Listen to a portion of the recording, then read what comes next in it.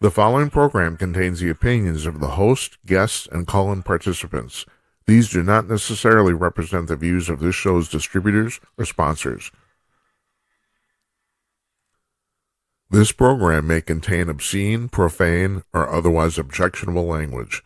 Viewer discretion is advised.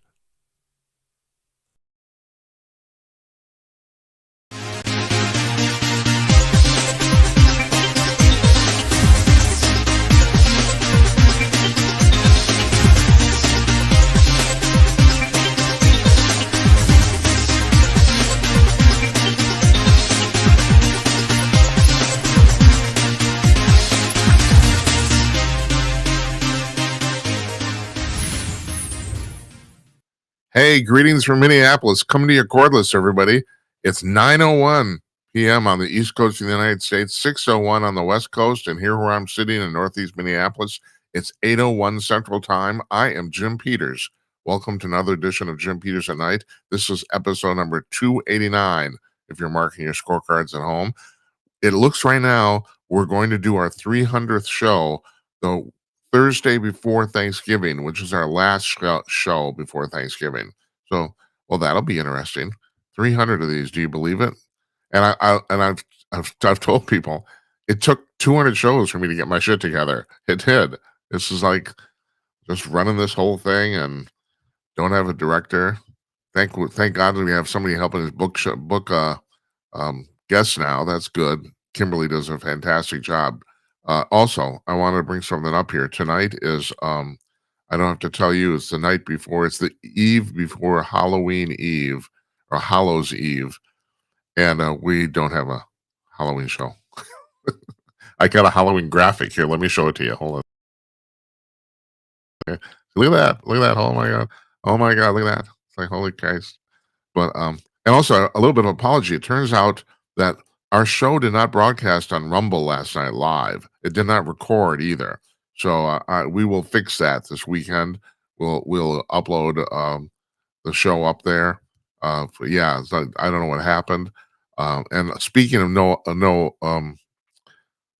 Halloween show, I have a little bit of bad news. We were trying to put one together, and that would be the usual panel. And the usual panel goes all the way back to my work at Conk News. I mean, I've been doing this in some form now for 5 years. And we used to do the Conk News Weekend, which was a rollicking panel discussion that we did there.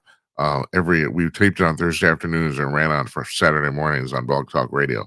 And one of our regular panelists who comes on this show monthly, Larry Newman, you might know him, bail bondsman extraordinaire and Bigfoot investigator.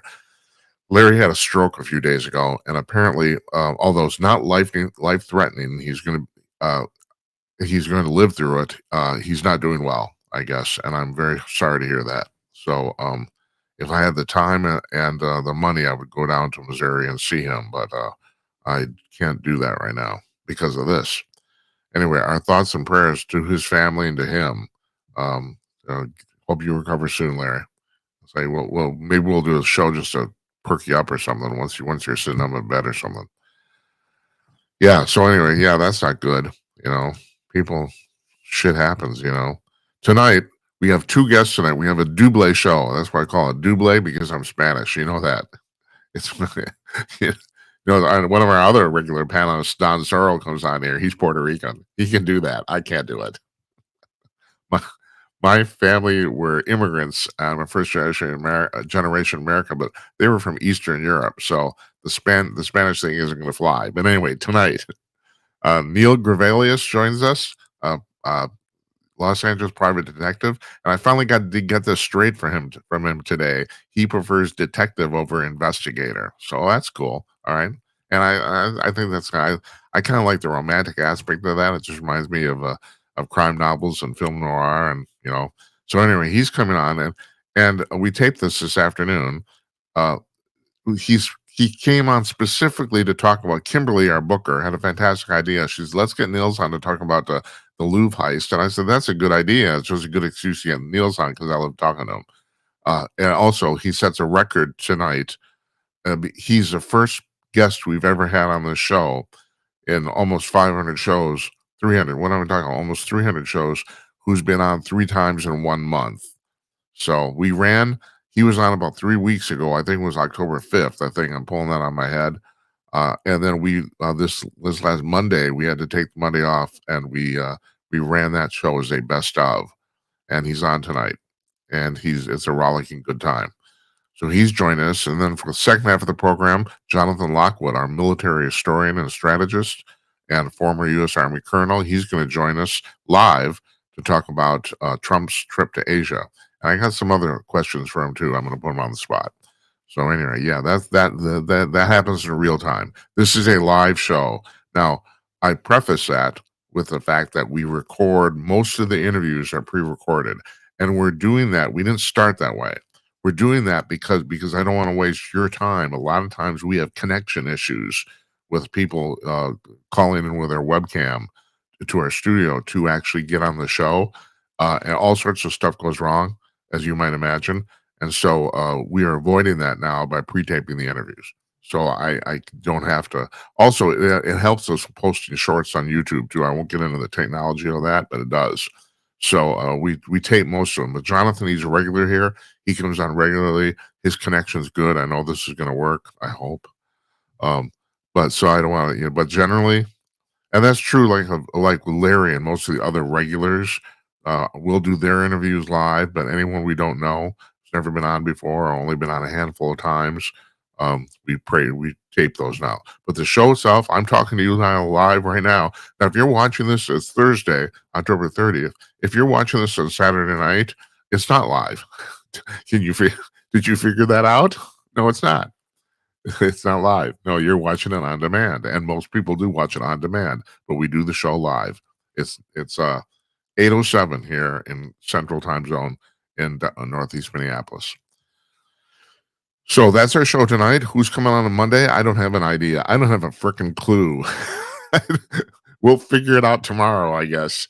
Now we're taking next Thursday off. That's been long planned. I got stuff going on. So next Thursday we're taking off, but Monday we'll have a show. Well, somebody will be here, and they'll be fascinating, and they are fascinating. And a shout out to our booker, Kimberly. I mean, I sent her an email last night. I mean, she's been booking the show now, or helping book it for about the last 6 months, and she's just doing stellar work. I don't think we've had a single dud as a guest in 6 months. I don't think we have. And I also want to shout out, thank you to Bruce DeTorres and Joel Warburton, who was on Tuesday and Wednesday last night, respectively. Fantastic interviews. If you haven't seen them, go back and watch them. And I'm not good at this. I should do this more. If you watch us on YouTube, subscribe to our channel. We have plenty of subscribers on Rumble. We have plenty of the viewership on TikTok is growing rapidly, but we don't have a lot of people subscribing on YouTube, and I think that's partly because for the longest time, and that would be like literally the first 200 shows, I think we were shadow banned there. They didn't like what we were talking about, and they do that. Nils and I talked about this, and you'll hear that in a few minutes about how, same thing with him we're off of Facebook. I gave up. They banned us, and then then after a year, it's okay, you can come back. And it's like, no, bullshit, fuck you. It's like we did come back for a few weeks, and I realized it's basically, and this is the thing, the reason TikTok's so popular is because things actually can go viral on TikTok, truly, and they regularly do. All the viral stuff you've ever heard about and all the other social media is basically fake. I can tell you that, having worked on social media for the last 20 years. It's hardly anything actually really goes viral, because in all these up until TikTok, in all of these platforms, if you wanted to be popular, you had to already be popular. It's a vicious circle, and there's no real way to break out of it other than to spend a ton of money. But TikTok actually did do this. Their algorithm, they actually stuff on TikTok actually does go viral, and a lot of it does. It's we post our shorts there from these interviews, and thousands of people watch them, and we're not doing a goddamn thing. It's really, really amazing. So anyway, yeah, Nils is coming up in a second, and then around the top of the hour, for the second half of the show. That'll be part two, double. We'll have Jonathan Lockwood. But here's, I want to address one more thing too. I watched an intro to a show a couple days ago that I think it was a Bruce DeTorres show, and I'm thinking that I look pretty dour. It's like this isn't good. It's like smile, you dumbass. Oh, and now I'm drooling. That's great. Yeah, it's fantastic. Yeah, did I mention that I'm 70? All right, here's NILS GREVILLIUS in 12 seconds.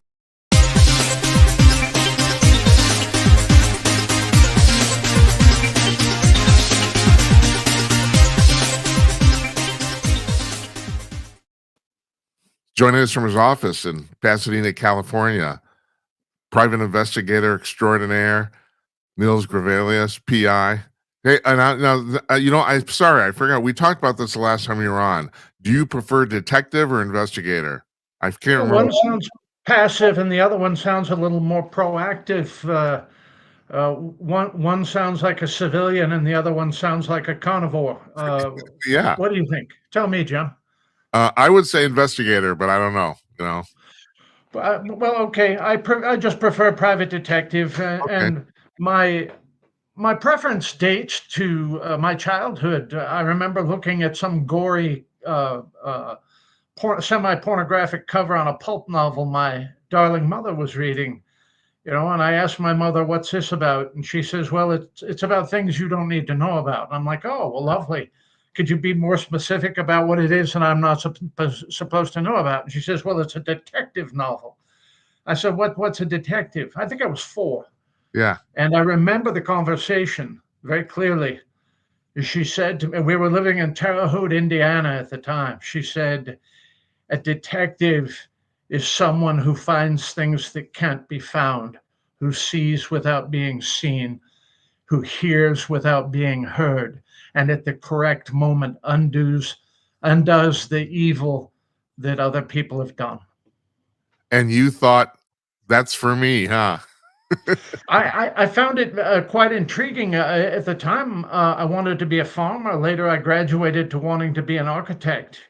I outgrew those things. I have no ability in abstract math, and my artistic sensibilities would shock most of the public. So I wouldn't make much an architect now, would I?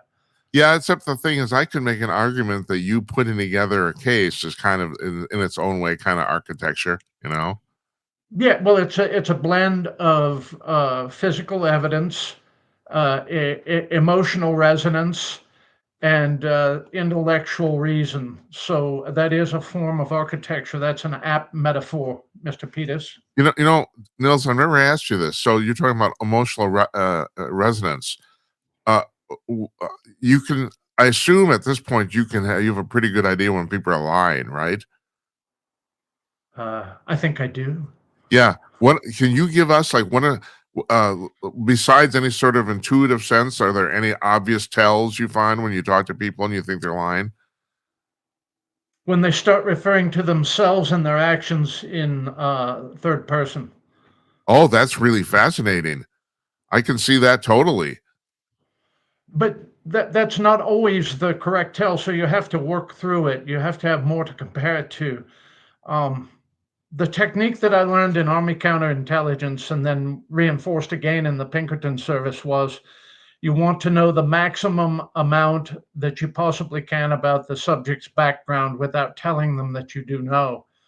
And then you initiate an interview that starts out reasonably friendly, congenial, calculated to wear down any barriers they might have. They might be a friendly witness and they'll still be guarded. They're not going to tell you necessarily what you want to know. So, and what is your name? You're Mr. Peters. You're from Minneapolis. That's very interesting. I have a cousin in Minneapolis. He likes to play handball in prison. Things like that. So, yeah, he has a Somali wife who's taking over the Democratic Party. cut his throat and mounted him on a parking meter. So right. That's exactly what So I'm building rapport, right? Yeah. And then I ask a series of questions like, and where have you been employed in the past? I'm just curious. I need to know these things as a detective. And if I know that they worked at the St. Paul Municipal Library Board where they were in charge of child pornography or something like that, and they omit their past employment at the St. Paul Municipal Library Board, that's a lie of omission. Maybe they forgot it. Maybe it wasn't memorable employment, Yeah. putting child pornography on the bookshelves of the St. Paul Library. So what you're looking for is them telling you lies that are lies.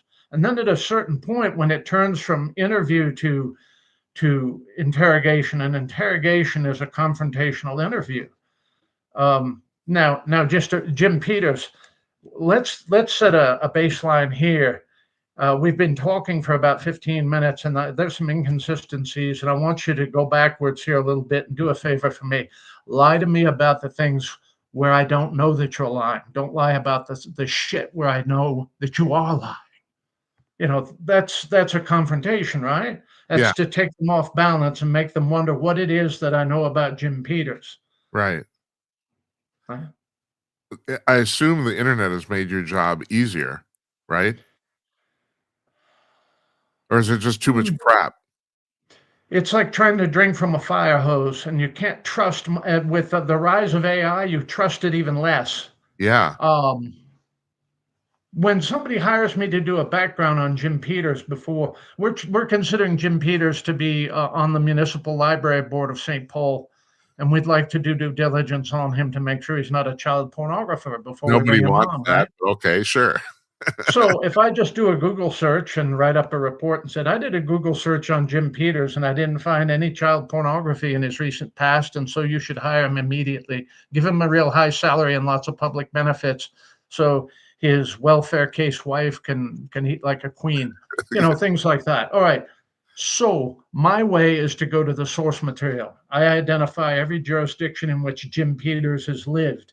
He's lived in Pasadena, Minneapolis, he's lived in New Orleans. He's lived in Las Vegas, Nevada, Vashon Island, Washington. And I go to every single one of those jurisdictions and I pull civil and criminal records. If I'm relying only on criminal records, I'm missing half of the game here.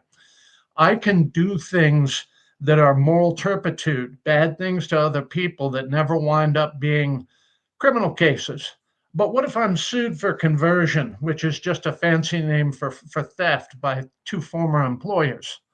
What if an airline has gone after me 3 different times with a restraining order so that I can no longer fly that airline? Am I an aggressive person that might not be perfectly suited for the St. Paul Municipal Library Board?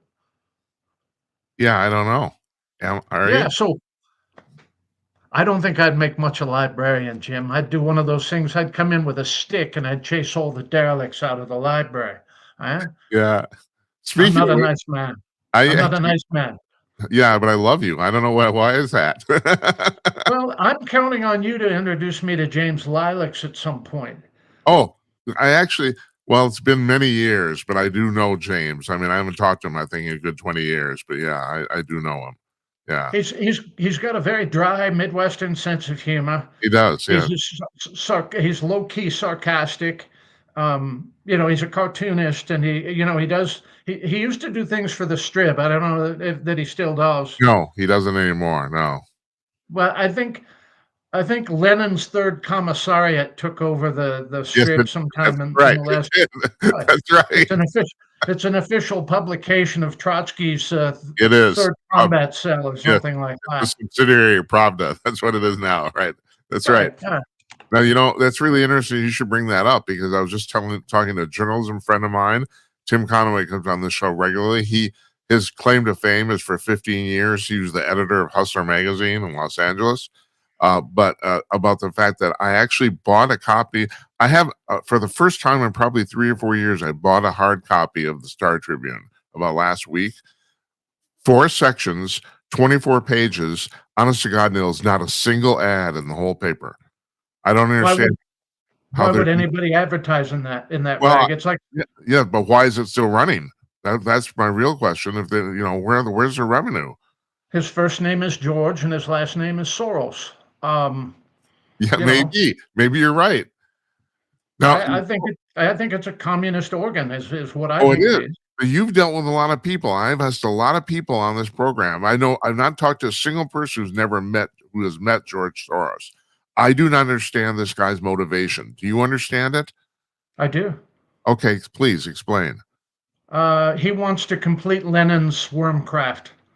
He wants to make everybody live under Marxist Leninist, People's Republic worldwide, and it's just not in the United States that he does this. The United States is the focal point of it because we're the bastion against communism. If he can defeat market economies, I refuse to use the term capitalism because that was Yeah, Karl Marx pejorative for market economies. right, If he can defeat that and install worms of his design in political office, municipal library boards, the water commission, the DA's office, etc., then he can overthrow all that is good in the West. He could undo 250 years of jurisprudence, of civic governance, of development in the West. This is the finest iteration of Western development right here in the United States.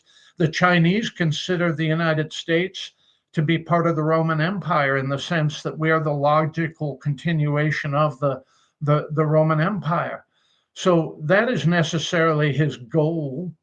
And it's but quite evident by where he throws his money. And yeah, his son Alex is now taken over, and yeah, Alex is a little more focused and more socially active. I want to point something else out too.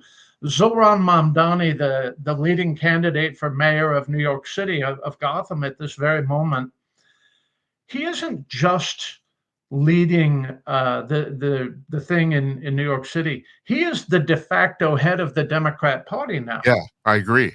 I totally Every agree. single thing he believes, they believe. Yes. Every idea that he holds, they hold. Every goal of his is a goal that they share. And and that's not just that in and of itself is not leadership. Leadership is when I go to my people and I say, we've never done this before, and some of you don't agree with me, but we're going to bloody well do it anyway, and you'll like it after we do it. Okay. Donald Trump did that from 2015 forward, and he still does it occasionally. People have learned on his side have learned to trust him. Yes. So, in a way, Zoran Mamdani is an awful lot like Donald Trump, also. Yeah, you're not the only person who made that comparison. I've heard other people say the same thing. He's like I don't I was gonna say doppelganger, but that wouldn't be accurate. He's like the opposite, the He's anti-Donald he's, Trump. he's a smooth actor, unlike Trump, who's very scattershot and fully engaged and keeps you off balance in conversation, Yeah, moves from topic to topic to topic. Zoran has a a reason for being that he has created in and of it. It's synthetic. And I'll tell you why it's synthetic. It is affordability. He seized on that because it resonates so richly with the Gen Z and the younger millennials. They'll right. never afford a house. They'll never afford to pay off their student loans. They'll always be in public transportation, public housing, all of these things. And they think when they're supporting him that they're creating a better form of Santa Claus here. All right. They're Yeah, voting for Santa Claus to give them what it is that they want. Now, the reason that it is synthetic is because all Leninism is synthetic. It is children voting for Santa Claus, not recognizing that with their vote, they destroy Santa Claus Toy Factory. They think you and I are going to destroy Santa Claus Toy Factory. I witnessed this, and it was glorious, really. It was when Baby Lord Husseino was being propelled toward the nomination in 2008. I lived in Des Moines, Iowa. It's a city in the Midwest. It's a yeah. beautiful city. I love Des Moines. Okay. And they hold the caucus there. And I don't know if you have ever attended the Democrat political caucus in Des Moines, Iowa during a presidential thing. It's Nope. amazing. It rivals the Iowa State Fair for people capering around who think they're going to get something. And what they were capering, they were doing little square dances in this basketball gym and going from milieu to talk about why it is that Baby Lord Husseino was going to do what Broom Pilot couldn't do. Oh no, I love the Clintons so much that They really went after Bill, and Bill was my hero. And I want to vote for Hillary because I want to have the first, I'm voting for her giblets. I want the first female president to, all of these things. It was amazing. My wife at the time was an Ivy League educated liberal from New York City. So, I escorted my wife, and I got to witness this spectacle, this bacchanal of wormcraft and pocket picking firsthand. What they're celebrating is looting the public. Yes, I They know think that. they're all going to get something. Right. And the people who are so heavily invested in participating in the caucuses in Des Moines, Iowa, they're not working class guys, with the farm labor jobs, processing hog carcasses in the southeast bottoms and some horrible factory that looks like the Triangle Shirtwaist Factory and all that. No, Yeah. these are school teachers, social workers, university employees, city government, county government, state government. They act as if the women, especially, they're ruling class women, mostly white, who pose as if they're on the scale of oppression somewhere between like Harriet Tubman and Anne Frank. They all think that they are that. I Oh, used to ask. I have a Yeah, question for you though. go ahead, Jim. All right, 60 years ago, I think you could make a good argument that the Democratic Party was guys in the factory, right? So Yes, you could. They had much more actual union support. The unions presently supporting the Democrat cult are public employee unions, and they represent people who don't really work. I right, deal with this every day in Los Angeles. It's just job security for me. The people are supposed to maintain the whole of records, animal control, the county assessor's office, all of these. They all work from home still. They sit around in their underwear and pajamas, presumably smoking dope, doing Zoom meetings, that sort of thing. And they collect, $90,000, $100,000 a year with full benefits, and they retire with 90% of their highest salary at 55, and they live like that forever. yeah. Okay, that's the parasite class Democrat who doesn't really work. So my I know question, someone who's a well, state social worker who lived with me after the Eaton fire in Altadena for 4 months, and she drew full-time pay at $120,000 a year, and her entire job consisted of 3 Zoom meetings a week, and that was it. That was the whole shooting match. I was going to ask you when did that transition happen from the working guy, a Democrat, from like 1960 to now? When was that slow, or was there something that happened in the middle there that was abrupt? Or I've never been able to really figure that out.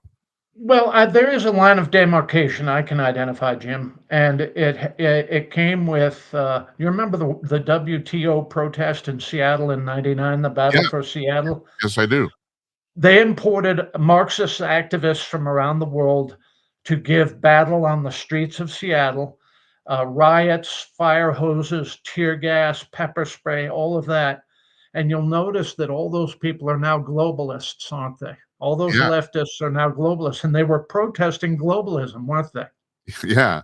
Well, that gave me. Okay, Okay, go ahead. okay, hang on. The WTO surrendered to them and funded the NGOs that support them. So it was just an extortion thing. The WTO, the Davos assholes, all of them, what they do now is they provide the green mail instead of blackmail money that funds international NGOs that provide salary, benefits, tofu, lattes, ballet slippers, all this other garbage for parasite class Democrats with garbage degrees from state funded a hole factories who don't really work. What would any of these people be paid to do? And they are much more pliant than coal miners, than men and women who install transmissions in Ford trucks. They're much more pliant. They don't really work. And so all they want is the jack. They want the benefits. They want all of that. They're going to have a middle class lifestyle no matter what, no matter who Yeah, they have to do it to get their middle class lifestyle. Coal miners are working men.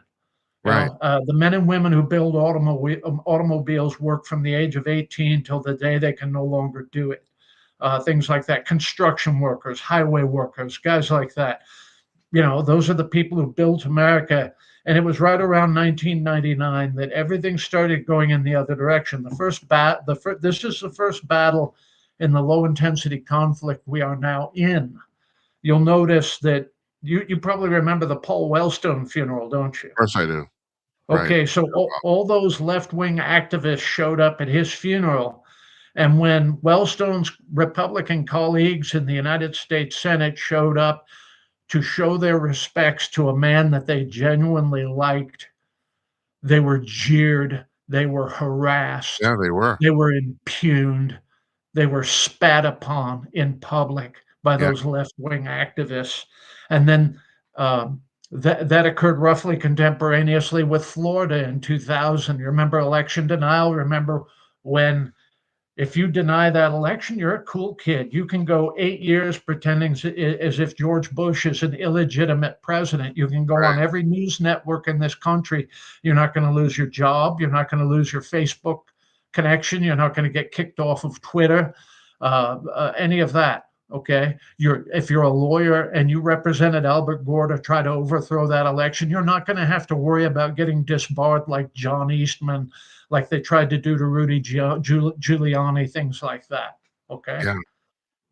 Yes, and also speaking of that election, um, the things that's always fascinating me about it is that Gore, it's not so much, okay, I guess the ostensibly George W. Bush won by 535 votes, but really Gore lost it because it was so it was his to win and he blew it. I mean, I just find this just fascinating. I mean, Well, how bad a candidate do you have to be to lose right. to somebody like George W. That's Bush? right. No, Okay? you're absolutely correct. I know. That's absolutely right. That's my point. He did everything wrong. Everything.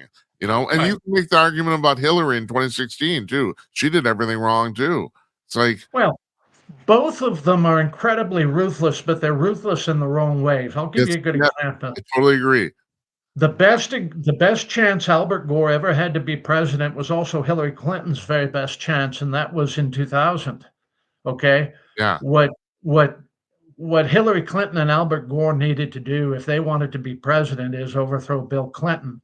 If Hillary Clinton had walked out of the White House and filed for divorce and never made a public statement about or against her husband and what it is that he did as president and ran for the Democrat nomination in 2000, she would have won the nomination and she would have wiped the floor with Dick Cheney and George W. Bush. She would have been the most aggrieved, heroic female in the history of this country for doing Yeah. that. And And same thing with Albert Gore. If Albert Gore, on the day that Bill Clinton was indicted for perjury, for obstruction of justice, for abuse of process, and all this other stuff, had walked into the United States Senate and said, I'm not going to resign the vice presidency, but I am calling on all of you to convict Bill Clinton. He has committed a grave transgression against civil governance. He has broken the law. We cannot stand for this. As much as I like and respect this man, I cannot serve him. I'm going to stay in the vice presidency because this nation needs leadership. He could have run for president on that and won. yes, he could have. That's But right. even though they are ruthless, even though they are feckless, even though they are corrupt, even though they are compromised, Albert Gore and Hillary Rodham lack the stones, the grit, the fortitude, and the leadership ability to go out and seize the day. Okay. Yes, I would say they're just plain incompetent. It's like that, that right. They I think over relied from Watergate forward on a tame petting zoo media to get their message out, to suppress their opposition's message and distort their opposition's message. The way that fake news is faked is not so much in text, but in context, by deciding what to amplify and yes, what to bury and never cover. I can't agree with you more. That's absolutely correct. Seriously, it's literally what gets on the news, not so much how they report the news. Right. Right. That's why they hated losing control of Facebook, losing control of Twitter, all of that. You remember Zuckerberg gave Facebook to Obama campaign in '08 and 12, just gave them the analytics, gave them the amplification, just gave it, didn't charge them a penny for it. Right. And the justification of it to the board of Facebook was it was an experiment to see the value of Facebook. Remember, he went public right after the '08 campaign. That's when Facebook became a public company. Yeah. Now, now, he charged money to the Trump campaign in 2016 through Cambridge Analytics. They bought ads, that sort of thing. Remember, he was castigated. They threatened Zuckerberg with felony prosecution for allowing Trump to advertise on Facebook in 2016. And then that's when those logarithms started in, where you could get a month's suspension from Facebook for posting something offensive to Hillary Clinton or something like that. I started getting regular suspensions, and then I was permanently banned in 2022 with no explanation, no recourse, no nothing.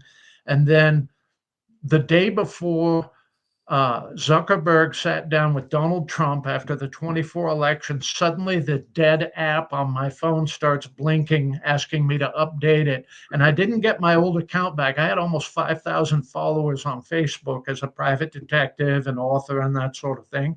Yeah. And suddenly I was allowed to open a new account. And suddenly, after Musk took over Twitter, I had a Twitter account prior to then, but I couldn't do anything with it. It was like it was locked, or I'd tweet something and 3 weeks later it would be posted, things like that.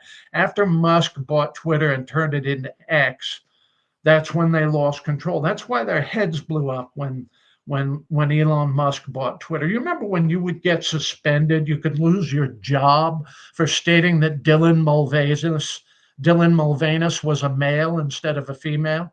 Oh, you can't call her a man. Neil, Things like this show was banned from Facebook, and it's funny you should I don't understand. They must have like a million people working over there, and each keeps track of like 10 subjects. I don't know, because just like I had this pretty much the exact same experience you did. They banned me. I wrote them back and said, "What the hell's going on here?" And they wrote me back and said, "Oh, we're really sorry. This was a mistake." They reinstated my account, but not the page for the show. That was still right. banned. Okay, so prior to 2024, they had a bunch of subcontractor companies at Facebook with real monkeys sitting there at keyboards looking at and they had lists of people who had to be kept under surveillance. I learned this from Evan Wright.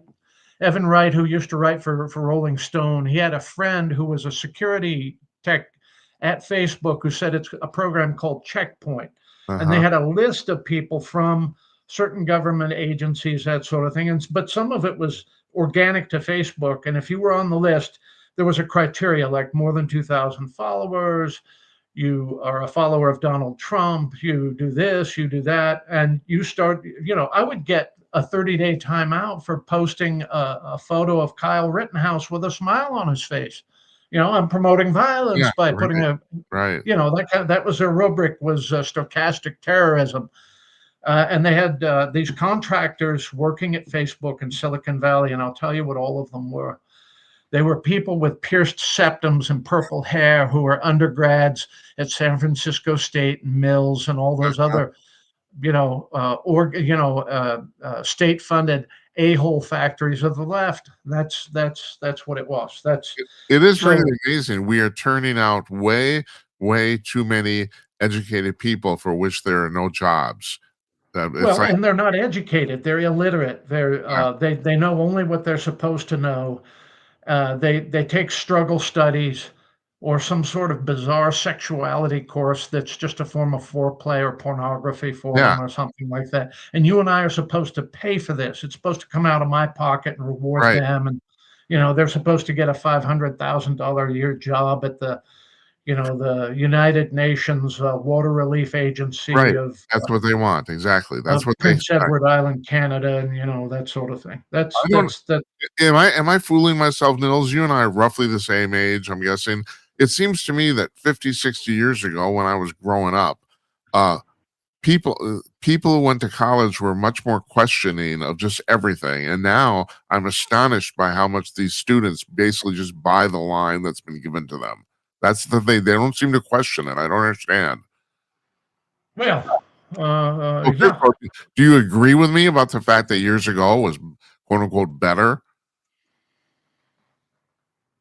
completely. I used to have a business partner named Don Moon.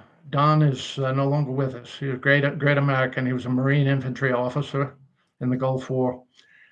And we used to talk about how the peace loving hippies with the daffodils in their hair who led the WTO protest in Yeah, '99, the moment that they achieve power, they rule with an iron fist.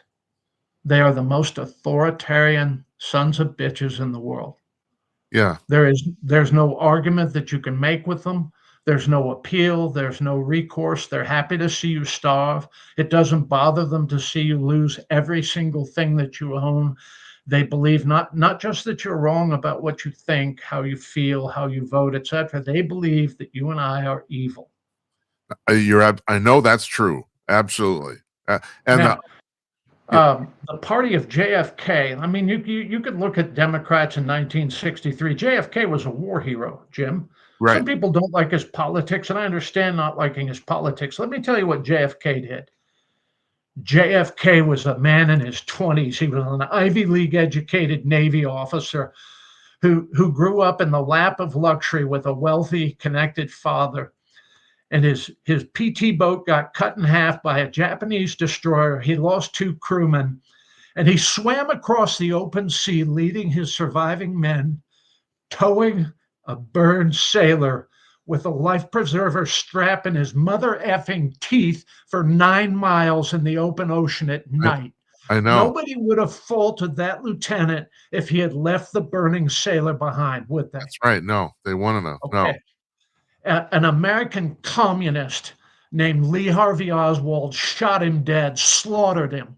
And the American left has done everything that they can since 1963 to absolve communists, to absolve communism, to absolve Oswald, and to blame it on me, you, the CIA, the mafia, the Trilateral Commission, the Fortune 500, the Fort Wayne, Indiana Elks Lodge, whatever they could do, anything other than themselves.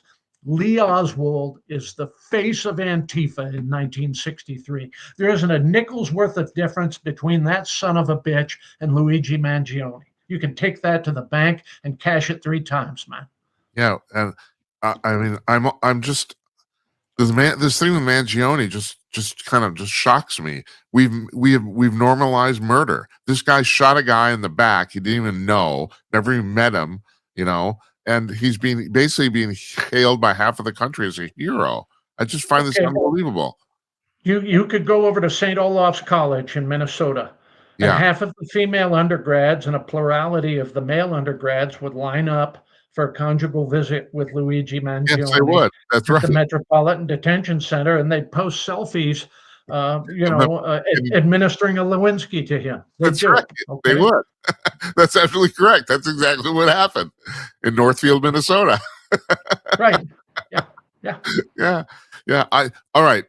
Well, we should get on here because all right. So our booker Kimberly. I mean, I was telling you this before we started. She says to me, she says we should get Nils on to talk about the Louvre heist. And and I said to her, I said, well, I love Nils, so any excuse to get him on, that's great. So let's talk about the Louvre heist. First of all, were these guys brilliant or are they just stupid? Well, how about a mix of luck and brilliance and a little bit of stupidity all at the same time? The new head of museum security is some sort of a gyno warrior, a DEI hire by the Louvre, and she left the museum as secured as Donald Trump was in Pennsylvania a couple of years ago. It's the same essential idea. Uh-huh. The guys who committed the heist are brilliant opportunists. There's a long tradition of stealing things in Western Europe by the French underworld. They're very skilled lock picks, safe crackers, second, third, and 15th story men. They have tentacles into Corsica and North Africa, that sort of thing. Not all of them are necessarily Algerian, but even the blondest, blue eyed French criminal will escape to the souk in Algeria, like Pepe Le Moko, that sort of thing, when the moment is right. One of them was going to board a plane to Algeria. Yeah. And sometimes when you're in this milieu as a thief, which is what these boys are, you don't steal necessarily because it's going to make you a lot of money. Think of counting coup. Think of sitting around the cafe later, drinking Pernod and smoking Gaulois, and you're the guy who pulled off the heist at the Louvre, and you did, the French prison Right. time. You might do 6 years for this, and then be out on parole or whatever.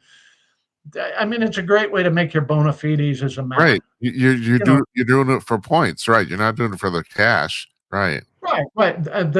The stuff that they stole, in order to fence it, they'd have to break it down. They'd have to Well, that's recut what the I was gonna gemstones. ask you about that. You simply couldn't fence it as is, right? You That's couldn't. correct. You'd have to melt down the precious metal and sell it separately, and do the same thing with the gemstones. The pearls, you restring them. You get maybe 5% of the actual value of what it is that you've stolen, that sort of thing. The greater value, if you're in the criminal underworld, is that you pulled off an unbelievable heist and you'll be famous forever. You'll never have to buy your own first drink ever again. It'd be like if Jim Peters encountered, you know, who's that ridiculous writer who wrote Carrie and Cujo and all of that? Oh, The guy from Stephen King, Stephen King. and So, he's Jim ridiculous. Peters encounters Stephen King in an airport bar and knocks him out, just cold cocks him. I I'm not would. I advocating that would you do too. I know. I do it. I do it. I think. it. Have you ever read Right. any of this shit? Oh my god, it's Well, awful. I'm not 13 anymore, Jim. I Yeah, don't know how to break it to you. So from yeah, that moment forward, every time Jimmy, let's say you slap Michael Moore around on the Bill Maher show, right? yeah. Physically, you Okay, grabbed him by his greasy shirt front and gave him yeah. gave him a great big I do Ike that Turner too. pimp slap. Here you go. Mike, I think you're full of it. Whap, whap, whap, right? Do you Yeah. ever have to buy your own first beer No, ever I again? want it. You're absolutely You're right. at you're at the baseball game in New York or something, and somebody looks over, you're on the jumbotron, and they say, "Wait a minute, I know who that is. That's Jimmy Peters. He's Right. the guy who slapped the crap out of Michael Moore on the Bill Maher show. I get a Let's get complimentary that man a beer." Right. Yeah. So okay. So as far as those gems are concerned, though, I mean, see, can you? Is it easy to melt that shit down? I don't even know. It's like if you. Precious metal is easy to smelt. You could do it in your garage. Uh huh. The harder part is cutting down the gemstones. Okay, you have to have a skilled stone cutter to do it. The more people that you involve, the greater the chance that you're going to get sold out. Even in the criminal underworld, there are guys who are looking to bargain away an existing criminal charge Uh of huh. their own, or a relative or a mate or something, and they'll go to the Sûreté. And the thing about the French police um, don't believe the Inspector Clouseau routine. They are incredible. When they need to do something, they will marshal 500 men and women armed to the teeth in plain clothing to saturate a city and conduct a mass surveillance to find someone. They will know everyone in every hotel, motel, motor lodge, hostel in the entire country within 8 hours. Well, That Yeah, the French. we learned something today. I did not know that. I just kind of assumed they're basically like incompetent oafs because No, the no, French are good at eating, drinking, and having sex, and not much else. no. They're good at all the drinking and sex Small and smoking soggy cigarettes and all that. right. But they invented biometrics, the idea Uh, of physical measurements of people in order to uh-huh, identify them. Vidocq and a couple of others came up with this. Vidocq was an underworld legend who became a detective 200 years ago. uh-huh, And Vidocq founded the Sûreté, which is the French Criminal Investigation Service. And, they would have a guy who goes from Corsica to Toulon, to Lyon, to Paris, to wherever, and he changes his name and has a new identity everywhere he goes. But if they know the distance between the two sides of his head and the top and bottom of his head, and what color his eyes are, and how far apart his eyeballs are, and things like that. They can identify them, and it even had a system for classifying them. And Bertillon followed on from that and did more of the same. Bertillon advanced it into a scientific way of identifying criminals. Wait a minute, you are not Jean-Luc from Toulon. Your name is Jean-Marie, and you are from Calva, Corsica. That kind of thing. Uh-huh. And that's how they would identify them, as by those biometrics. The French, they do silly things politically, but they are not to be underestimated. I will tell you what Winston Churchill said of the French army. They are lions led by donkeys. But we learned something today, Nils. Thank you. I would not have guessed that. I wanted. Who saved the West from Islamic invasion? The French.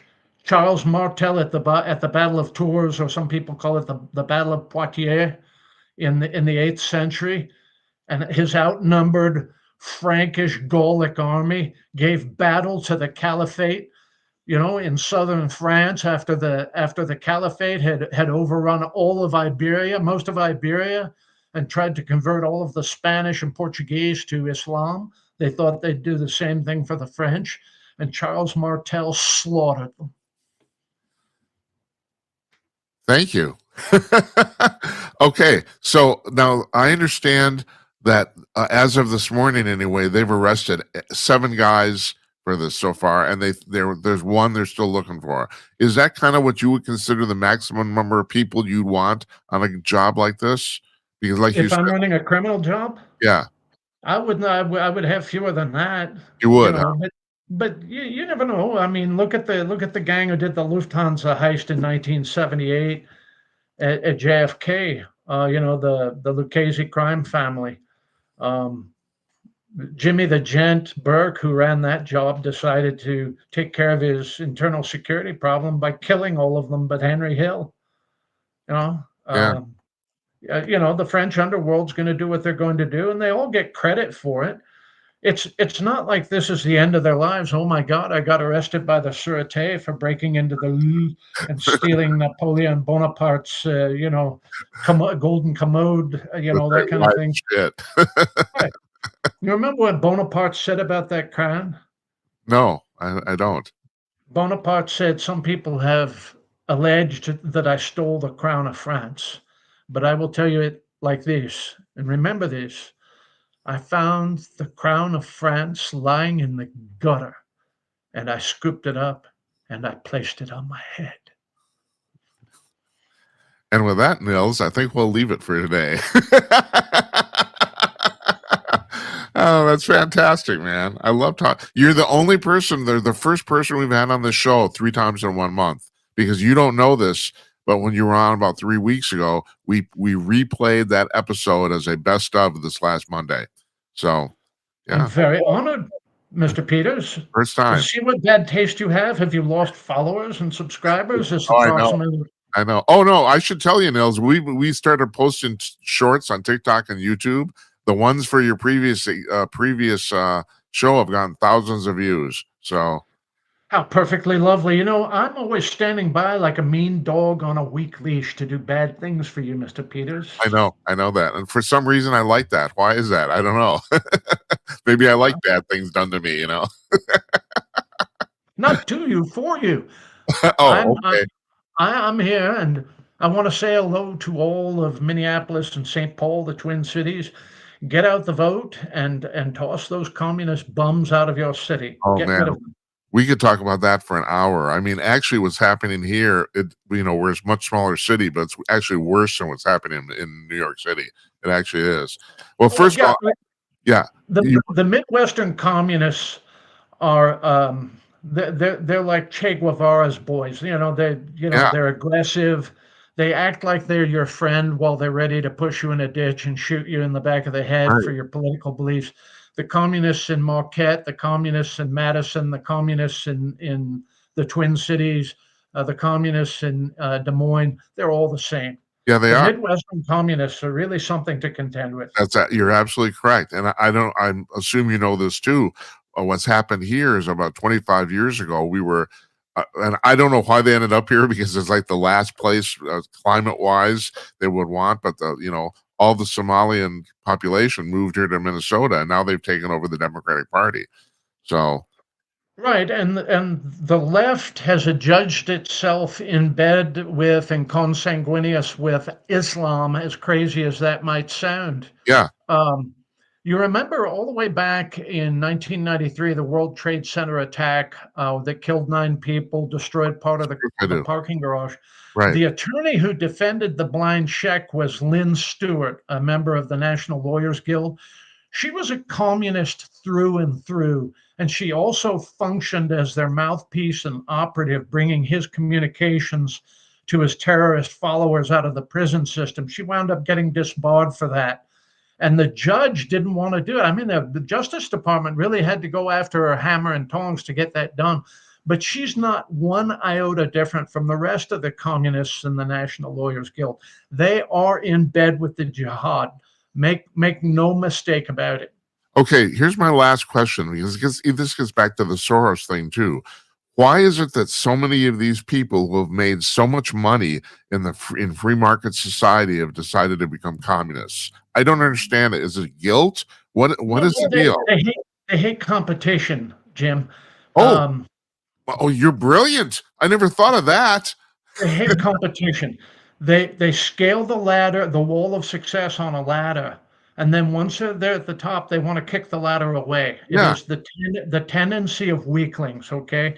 And remember that power to the weakling is an irresistible narcotic, okay? Yeah. Weaklings grab a hold of socialism and communism because it gives them power they don't otherwise have. Right. Right. You're totally right about that because conversely, really strong people don't really care that much about it, you know? Well, Nils, we'll leave it for another time. Thank you very much. You take care. Have a lovely, lovely week.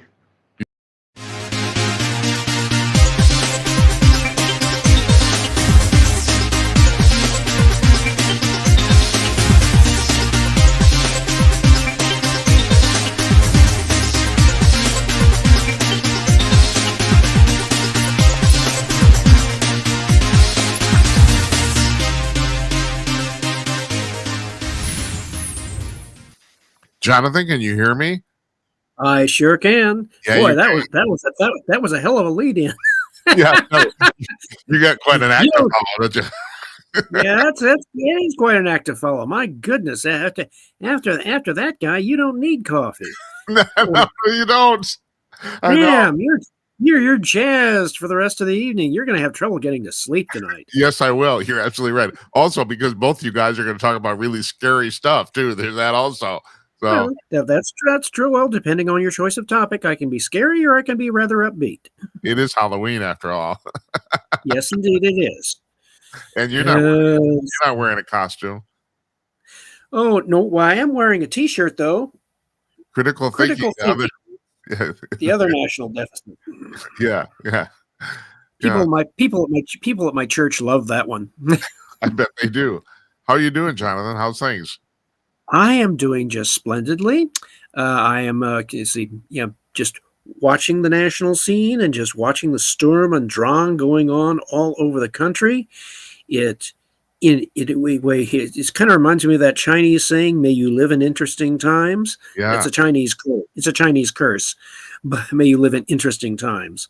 But yeah, I look at the national scene and I look at the Democrats seemingly locked in a suicide pact. It seems like it, doesn't it? They are in effect. They say we would rather be right than in power, or what they think is right, and so they're continuing the federal shutdown, and soon we're going to have a situation. And what they're doing is they're in effect giving President Trump and his administration a tacit go ahead and reduce the federal government by large numbers, Right. and also to get rid of federal programs that the Democrats are insisting that their price for reopening the government is funding $1.5 trillion to healthcare to illegal aliens, and the Republicans say, no, thank you. Jonathan, we're not going. do you get the impression that Americans are finally starting to get it through their heads that we're going broke, that we can't keep running deficits and debt forever? Well, as a matter of fact, they probably are. Once you throw figures like 38 trillion in debt and accelerating, the Americans, if you explain it to Americans, that I would explain it to Americans this way.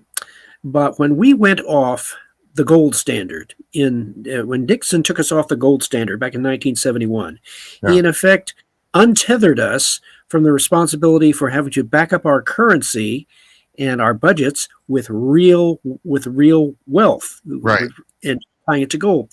That kept our spending under control because you had to back it up, and you couldn't run deficits for very long or for very far without having to sell off your gold supply. So, but when Nixon untethered it, thus freeing us, making us in essence a fiat currency, our dollar was based by the faith and credit of the U.S. government, and that's it.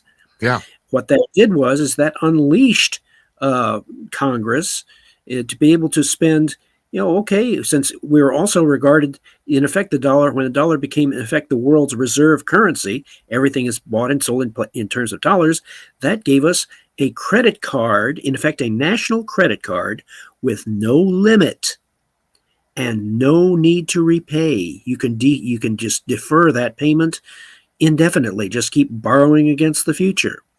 And what that does is, of course, at first it looks like a cornucopia. You can spend on everything and not have to pay the piper. But eventually, as you look at the numbers on down the line, eventually recent reports have shown that the national debt, the interest, just paying the interest on the national debt, is now becoming larger than our annual defense budget. Yes, that's true. I know that. And that's frightening. It is. Because as that trend accelerates, eventually we will reach a point, if nothing is done, we will reach a point that the national debt consumes everything, that your budget, all of your budget, goes to paying the national debt, and you can't spend on anything else. Right. That you have collapse. Yes, you do. And, that's absolutely correct. And now, is it still retrievable? Yes. But my answer is yes, but it means at this point you have to slam on the brakes a lot harder and incur a great deal more pain. Yeah. And the Republicans realize this. The Democrats don't want to realize this. No, they don't. No. And so, for example, we are taking a number of very strong measures right now. President Trump is quite correct in getting many other nations to invest in America. And what he's trying to do, and is in effect, by reducing the size of the federal government, reducing regulation, reducing taxes to stimulate economic growth. He's trying to help us grow our way out, and also, to a certain extent, being able to apply a lot of that revenue towards reducing the actual debt, pay off the federal debt. Once you do that, once you start paying down the principal on that 38 trillion and you start reducing the national debt, it starts to kick the entire process into reverse if you can sustain it, like paying off a big high interest, like paying off a maxed out credit card. Right. That's the analogy I would use. We have a maxed out national credit card, and we're trying to. So that's in effect how you explain, and you explain to the American people, in order to pay off a maxed out national debt credit card without the nation, suffering an economic disaster, you have to find very inventive ways of not only cutting spending, but also diverting revenue into ways that reduce the national debt. Now, let's take a look at Social Security, for example. Now, this is where it gets fun. They're looking at two major ways to save Social Security and prevent it from going bankrupt. One is, of course, to lift the cap on the incomes that right now the cap, I believe, on taxing Social Security after, I guess, the first $175,000 in income, you don't have to pay any more taxes above that income. It's free and clear. Lifting the cap means there is no upper limit on taxing Social Security income. You just simply, no matter if you're making 200,000, a million, 5 million, if you're making, no matter what salary you're making, you're paying Social Security tax on all of it. What that does is that, in a strange way, makes it more equal for everyone. Even the rich are paying taxes on all of their all of their income. So you save Social Security by bringing more income, by raising Social Security taxes, in effect, that keep Social Security from going bankrupt. Now, the other way that they are looking at it is to raise the retirement age, the full retirement age. They are looking at, I believe one congressman was talking about raising the retirement age from its current, I believe, full retirement from 67, raising it to 70. Right. Okay. Then now raising it, now that would have a very significant effect. Yes, it would. And it would bring in a lot of income because, and those Republicans, and they have the people who know how to run the numbers and make these projections on how much money would be saved over that. And what they are trying to do is they're trying to minimize the pain by, you're only going to have to wait until age 70 in order to become eligible for Social Security. But here's what I would do. You recall that back in when Social Security was first created back in 1935, the retirement age, the eligibility age, full eligibility age for Social Security was 65. What was the American life expectancy back in 1935? 61. Well, yes, I thought it was 61 and 62, but yeah, right, it was the same. Right. That's the thing. Hardly anybody actually collected. A lot of Americans were doing their patriotic duty and dying before they collected Social Security. Right. Doggone it. But then, doggone it, Americans started living longer. How dare they, with all those medical improvements? Well, they started living longer. It was Obama, the Obama Commission. I can't remember who led it. Obama said, "How do we fix the national debt?" And put out a commission. And their suggestion, their first thing says, "Well, if you raise the age to 70, you would completely solve the problem." And the Democrats then said, "No, thanks." And the Democrats were wrong. And that was the Democratic Commission too. That was like, right. But here's the thing now. The current life expectancy, as I understand it, is around age 75. Yeah. Currently. There's an interesting thing with that statistic too, Jonathan, and that's for like everybody who's born. Right now, if you live over the age of 21, I think your actual life expectancy is like 84 or 85, I think. So, yeah. Right. Based upon, medical and all these other factors that go into it. But if you, for example, I would recommend that people do, instead of just, it's not an either or proposition. I argue that it's not an either or proposition for fixing Social Security. What I would recommend is you do both. You both lift the cap, raise the taxes, and you boost the retirement age to the current life expectancy, 75. And you do it all at once. You don't phase it in. You go, whap, it is as of such and such a date, it just jumped from 67 to 75. What does that do? I'll tell you what it does. It freezes the number of people coming into Social Security and prevents anyone else from becoming eligible for Social Security for a period of 8 years, 67 to 75. People who are just about to become eligible would have to wait until 75 before becoming eligible for Social Security. During that 8 years, the people who are already on Social Security stay on Social Security. They're not kicked off. What happens is the number of people on Social Security gradually decreases through a process we call death. They keep getting paid until they die. Okay, fine. But there's the obvious thing in the room here. The big elephant is that people, okay, we can say maybe 85 is a practical longevity, but people are living longer and longer all the time. There's a woman here in town who was well known for going on Jay Leno's Tonight Show for cooking segment. I think her name's Nelson, I think she just passed away today or yesterday. She was 106. My mother's 101 and still walking around. You know, My late father-in-law, he lived to be almost 103. yeah. Boy, so I yeah, mean, but 90 is kind those of are, the new 80. You know, it's like there's more and more people living over 90 years old. And so, I mean, but this, and my point is, though, that medical advancement might completely outstrip the system, you know? in theory, yes. But then there are also other things, such as there are also what I would call black swan events, such as major plagues or pandemics, Yeah. that could skew the whole thing. There are other things which could pull life expectancy back lower.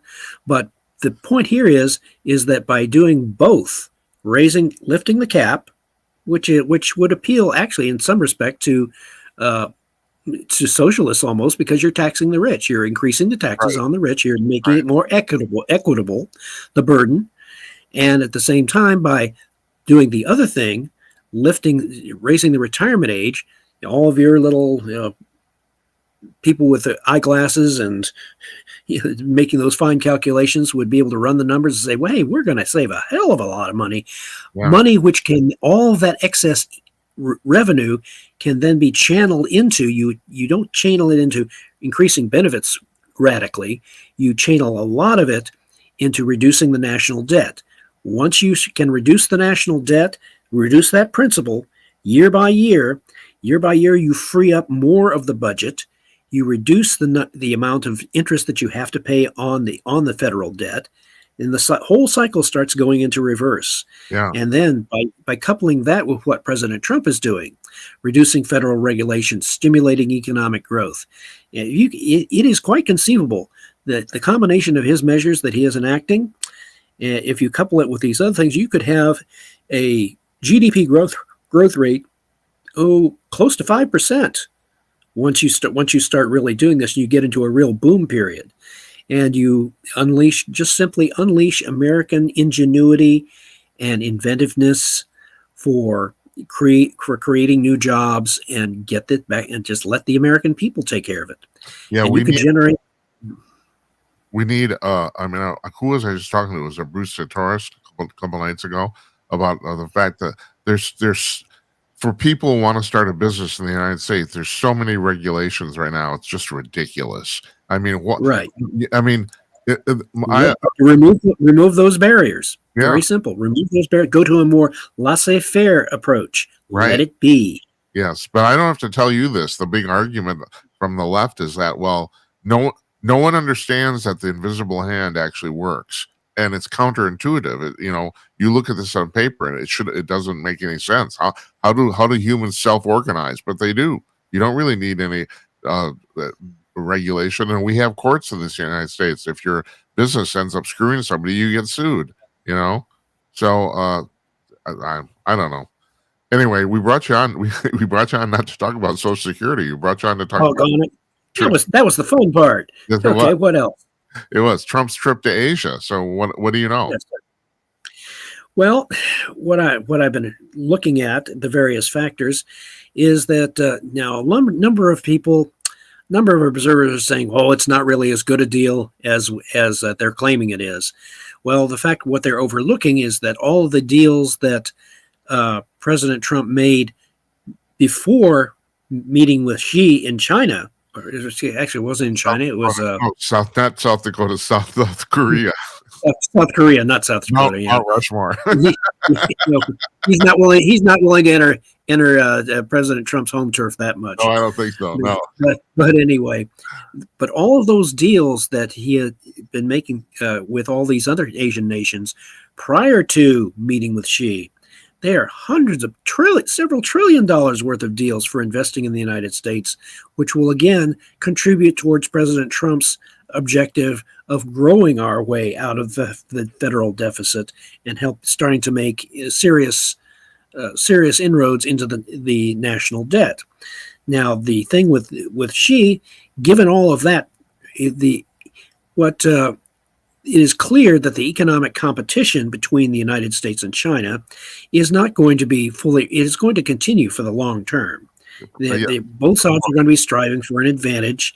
right. The nice thing is that President Trump is making some good deals, which will address our critical minerals and the rare earths and so forth, help reduce that vulnerability, because we do depend a great deal on those to develop our high technology in the military as well as other functions. And we have a number of other deals where we're making trade-offs right now between us and China. And he is especially concerned, as you know, about reducing the fentanyl, the Chinese contribution to precursor chemicals for fentanyl, and says you need to stop doing that. And if the Chinese do not stop doing that, then President Trump will take countermeasures, and we will see another round of tariffs and so forth, and wielding that weapon as much as possible. I was going to ask you about this. I was going to ask you about this and maybe it's kind of off topic, but I don't think so, because it kind of plays into just what you just said. And you're a military strategist and a former Army colonel, and I don't really know the laws on this. There's some people who say, and I can see it as a valid point of view, that the Trump administration bombing these narco boats that are hauling fentanyl, to the coast, that's like internationally illegal. But on the other hand, the other point of view is every single one of those boats very realistically has enough drugs on it to kill dozens of Americans, and probably will. And in that sense, you would address that as a national security threat. Right. You have the right to self-defense. That's what I was going to ask you. That's kind of an act of war, isn't it, to bomb those boats? I mean, there's that's not really covered by international law, is it? I don't know. You tell me. I'm not an international lawyer, but I would be arguing the case from those boats and those shipments being national security threats intended that result in killing American citizens. And so from that point, I would be claiming the right of national self-defense for bombing those boats. And right now, that seems to be the line of defense being taken by the Department of War. And so now it's if they're going to continue that, and the United States is also by sending an aircraft carrier or having military power deployed near Venezuela, they are sending unmistakable signals that says stop this or pay the consequences. Yeah. I think Maduro's nuts enough so that he might not stop it. I think this guy's literally crazy. That's my personal opinion. So I don't know. Crazy people don't do rational things. So you and I discussed that in the past. We'll see if it exceeds his desire for self-preservation. Yeah, right. And but right now it is such a fascinating in one sense and very volatile. And we are navigating our way through some exceptionally volatile times, both internationally as well as domestically. And right now, you just have to be. Do your best to basically you do your best and try to remember that God is in control, even though it doesn't look like it at the time. Yeah. Now, did I just read something about the fact that Ukraine just carried out another very successful drone strike on Russia? Yes. And what they are doing is they are very steadily reducing the air defenses of Crimea to the point where where the Russians won't be able to maintain any kind of serious air defense over the Crimean Peninsula. And what that does is that presents an opportunity for Ukraine at a moment of its choosing to launch a decisive, with whatever strategic reserves they have been able to assemble, to launch a counteroffensive which will not only sever the logistical and reinforcement link between Russia and Crimea, but destroy their air defenses and then use their newly acquired aircraft to gain air superiority over Crimea and launch a counteroffensive which will retake the Crimea and force the Russian occupiers to surrender. And when that occurs, I have to interject here. There is the impression right now that let's say maybe in the last couple months that the tide of the war is turning and Ukraine's actually winning. Am I kind of yes? And so Jim. That is what Sasha, Ivan, and I have been saying for quite a few months, that the tide is turning. I call it that the correlation of forces. That's what the Soviets used to like. They used to say that the correlation of forces is steadily moving in favor of socialism. Well, I would flip that around this time and say that the correlation of forces is steadily moving in favor of Ukraine, because the Russians now are becoming increasingly less able to carry out offensive operations against the Ukrainians, but the Ukrainians are successfully counterattacking. They're successfully driving the back and still continuing to inflict greatly superior casualties on the Russian army. And it's reaching a point where basically the Ukrainians will be able to launch their own counteroffensive, drive the Russians back, and a number of we've been saying this for quite some time, and even such. We also note with some amusement that observers such as General Keane, who is the Fox senior strategic analyst, right, and he's also the director for the Institute for the Study of War, and he was saying recently in recent interviews and discussions, he has been virtually echoing what Sasha, Ivan, and I have been saying. So I said, yes, I guess he does. Or I guess someone's passing it to him. Say, hey, have you seen this general? Uh-huh. Hey, look at what this old retired colonel is saying. but I kind of reflect on it. I kind of say that you remember what Ronald Reagan used to say was that you can get an awful lot done in Washington if you don't care who gets the credit. Yeah, that's right. That's one of his hugely great quotes. Yeah. And the beautiful thing about this is that that we have been observing and asserting that victory for Ukraine is indeed possible, because the large number of Western military analysts were saying, "Oh, Russia has military superiority; they will win a war of attrition. They have greater resources, greater population. They'll simply grind the Ukrainians down," and they have completely overlooked the history of Ukraine and their conduct in previous wars, such as during World War II, when the Russians came back, the Soviet army came back through Ukraine, trying to drive the Germans out. The Ukrainians not only resisted the Germans, but they were also resisting the Russians.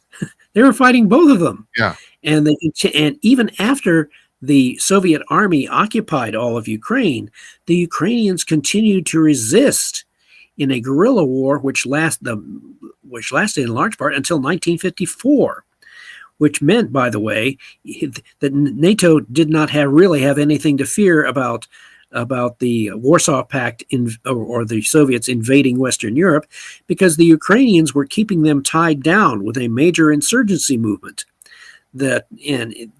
parts of that insurgency movement lasted beyond 1954, when it was supposedly fully suppressed, but they kept on going right through the 1950s in some form or fashion. You can understand why. I mean, I was saying the same thing. I mean, I thought this war would be over in 2 weeks. I thought Russia was going to crush Ukraine, because you look at Russia, you think, well, they've got way more people, they have way more money.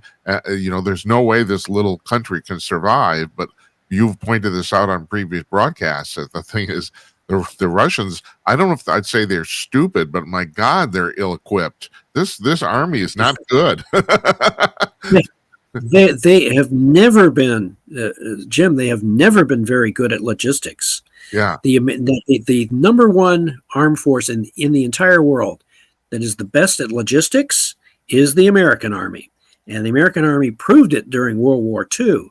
And the Germans, for example, during the Battle of the Bulge, were absolutely stupefied when they captured American supplies. And the Germans were used to surviving on very slim rations. Yeah. Just the bare minimum to survive. And they saw what the Americans were getting. They were getting cigarettes, candy, full portions of food, Coca-Cola. And chocolate bars. The Coca-Cola company during World War II shipped an estimated total of 1 billion bottles of They donated it Coca-Cola. too. They donated it. Yeah. They don't. They didn't. Yeah, they don't. And so they wanted to make sure the objective of the Coca-Cola company was to make sure that every American soldier overseas had a taste of home. Right. It was sheerly to boost morale and also, to show. I need to interject here. It was a brilliant marketing move because every one of those soldiers came back to America basically addicted to Coca-Cola. So the war was over. Oh yeah. It was well worth the money. They donated. Oh yeah. Oh yeah. Yeah. Oh yeah. You got it. It was a great investment by the Coca-Cola company. It was. And of course made Coca-Cola look like the very patriotic drink. So you and I talked about this before too. The Ford Motor Company turned around from making cars to making airplanes. That the turnaround was like in weeks. I mean, it was like they just did it like on a dime, and all of a sudden they're coming out with they're making six aircrafts a day. It's like it was. Yeah. It was an incredible production rate, estimated at about over the years of World War II that the United States involvement they were producing an estimated 60,000 aircraft per year of all types. Right, 60,000. It's just stunning. And the most stunning statistic of all, you remember the Liberty ships? Those were those supply ships that were the mainstay of taking supplies overseas to the Pacific as well as to the European theater, and at peak production rate. Now they did this assembly line fashion. These Liberty ships were produced in assembly line fashion. At the peak production rate in mid 1944, from the start of the production line to its rolling off the end of the production line into the water, from start to finish, the production rate at its peak was one Liberty ship every 60 minutes. That's unbelievable. One every hour. That's incredible. 24/7. It's just mind-boggling. Yeah. When German POWs saw American factories, they realized we're beaten. We cannot come close to matching this. Right. And it was a demonstration of American power, industrial power, that was unprecedented in human history.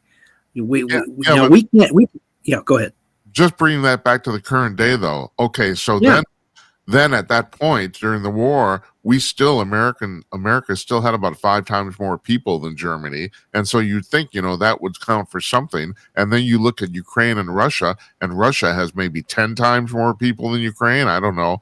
It's like a lot. Well, their industrial capacity is not nearly as good. No, that's correct. It is, and their logistical system compared to America's, their logistical system was terrible.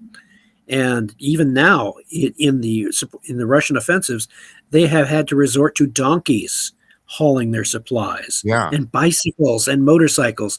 They don't have a sophisticated, well-developed logistical system, and they've never had one, really. The closest they had, we assisted them during World War II by supplying them with Ford trucks. And the Russians used those Ford trucks until well after the war. They used them until the wheels fell off, because they were so well built. Yeah. But had it not been for the United States supplying Russia with the Soviet Union with Ford trucks during World War II, the Russians would have taken a lot longer to drive the Germans out, because up until they would not have the logistical capacity to support the westward offensives of the Soviet army. The Germans would have gotten a real break, because they would have been able to hold off the Russians a lot longer. So the scuttle right now, this week, Jonathan, is that Zelensky has asked Trump. He supposedly the quota is to support them for 2 or 3 more years, and the distinct implication is that they think they can win the war in 2 to 3 years. And for the first time ever, I think people actually agree with them. I mean, that seems to be all of a sudden the contention. They could win it sooner. Than 2 to 3. But here's my question. To you. And we've talked about. My question is that we've talked about Putin's basically mental stability. If it looks like the Russians are actually going to lose this, do you think there's a possibility he might take some giant nuclear bomb and just destroy the whole goddamn country? I don't think, like you've mentioned before, I don't think he can accept a loss here. No. Here's the thing that I noticed in my research. that the Soviets during the time of the Cold War, when I was researching their perceptions of our strategy, in Russian commentaries, they frequently talked about something that they called the crisis of capitalism. Their reasoning was that as socialism continued to gain successes throughout the world, that eventually the capitalist leadership of the United States would become so desperate that they would lash out with nuclear weapons in a desperate attempt to reverse the situation from their perspective. Therefore, from the Soviet perspective, they reasoned that because of this possibility, it is necessary for the Soviet Union to be able to fight, survive, and win a nuclear war with the United States. Not that they actually had the capacity to do that, but it was a political necessity for them to say that. Otherwise, they said that we might as well just surrender. Right. So, in any case, they've also said, and this is where mirror imaging comes in handy. Remember that the Russians, they have the same tendency to mirror image and project their own logic onto their adversaries as we have mistakenly done in the past. So what they do is, I also looked at several commentaries that said, only the threat of a powerful retaliatory blow will stop the imperialists. Okay, if that is what they are saying, that only the threat of a powerful retaliatory blow will stop us, what they are really saying, because they are mirror imaging their own thinking onto the West, is that if we were to threaten them with a powerful retaliatory blow, that would stop them.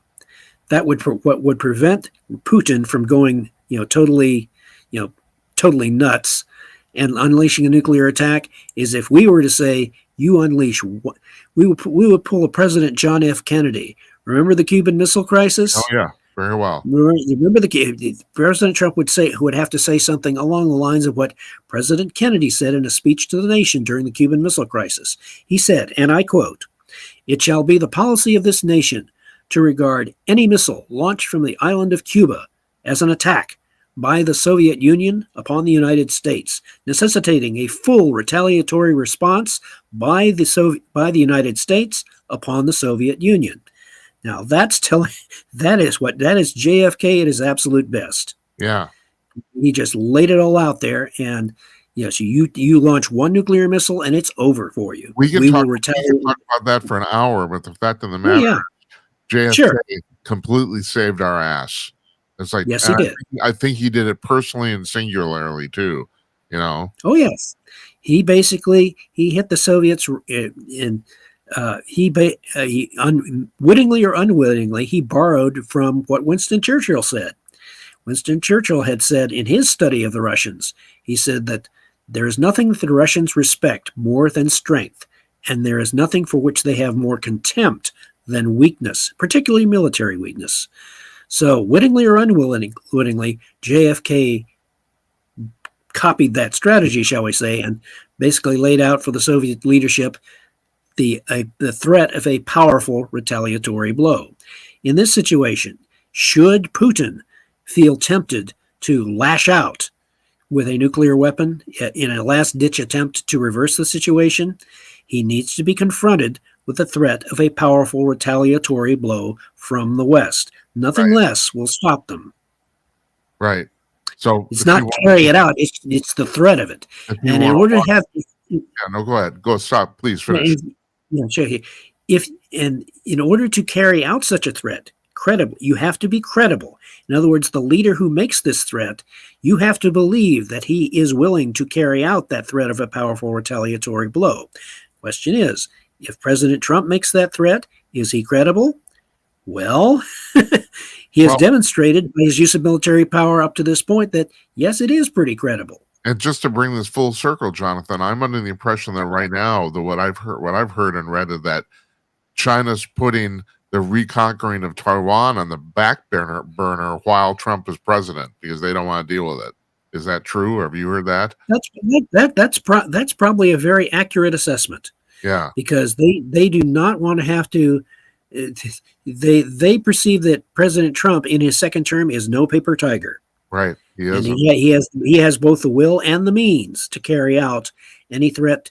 If the Chinese attempt to invade Taiwan, that in fact it would be decisively defeated.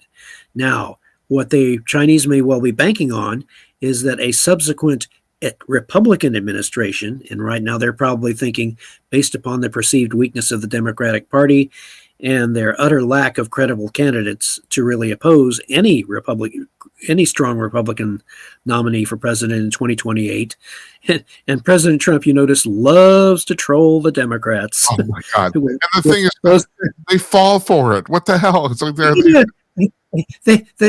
he knows they're afflicted with Trump derangement syndrome. So what does he do? He just pokes them some more. Says, "Hey, Trump 2028."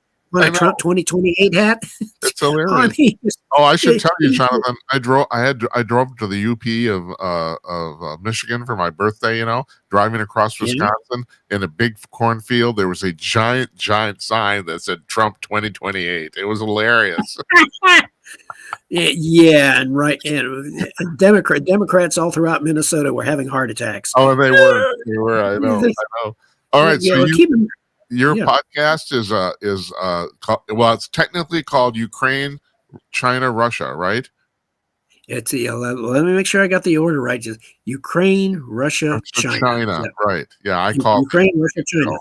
That's when. And that's really what it is. It's essentially the Ukraine show, right? Because of the primacy of the war in Ukraine. I just want to make sure people find it if they look for it. So. That's Ukraine, Russia, China, and we broadcast every Tuesday and every Friday at 11 a.m. Eastern Standard Time. That's you, Star from Toronto, but he's Ukrainian, and right, and Ivan Kurachenko. And he's in Ukraine. That's right. He is in Kiev. He is in Kiev. That's what makes our show unique. He has access to all the information that you can gain right there at the front line. Right. And he is our man in Ukraine. And this is what makes our show unique and enables us to stay on top and, in effect, stay ahead, I would argue, of the other assessments that your armchair strategists in the West or people who are sitting in institutes looking over available data. Quote unquote experts. Oh, yeah. Yeah, I'm going to talk you up here. You got the three of you guys have been ahead of the curve the entire time. It's like, I mean, I've known your show now enough to know that, So yeah, so it's very. So I'm not. I don't think I'm going out on very much of a limb here to say that although other leaders in the West are saying, well, they could possibly win this, and now saying they're winning in 2 to 3 years. I'm saying that the rate that the Russians are deteriorating in their industry, in their ability to support an offensive, they could well attain victory. They could well attain victory in 2026 next year. Cool, excellent. And then, now we would have an indication of how aggressive the Ukrainians are feeling if they manage to launch a surprise offensive this year. In November, December time period, where the weather is really getting a lot worse, and I would not blame them for conserving their strength and just continuing to wear down the Russians and launch drone attacks because they're doing very well with that. But if they just do decide to launch a counteroffensive this year, before the end of this year, I am still asserting that the most likely place for them to launch a decisive counteroffensive and have a high chance of succeeding would be Crimea. Retake the Crimea, and that is a huge morale blow to Russia and to the leadership, because they will have recovered back under Ukrainian control what Putin had illegally annexed back in 2014. Right. That would be a decisive reversal. 11 years ago. I mean, for all practical purposes, I mean, correct me if I'm wrong, but Crimea is now basically considered part of Russia from all practical purposes, correct? They assert, the Russians assert that Crimea is a part of Russia. Right. The Ukrainians do not. The Ukrainians do not accept that one bit. Right. They call it occupied Crimea. Yeah. Yeah. Jonathan, thanks for joining us tonight. Appreciate it, especially on such short notice too. Hey, no problem. You take care. All right. We'll talk to you. You do the same. Thanks.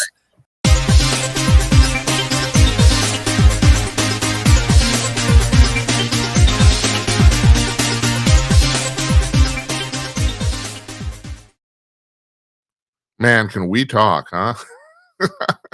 Two fantastic guests, NILS GREVILLIUS and Jonathan Lockwood. Thanks to both of them for joining us tonight. And that's our show, folks. So yeah, not a lot of yakking for me, but you don't want to hear from me anyway. You do, don't you? Do you want to hear from the guests? So Monday night, I have no idea.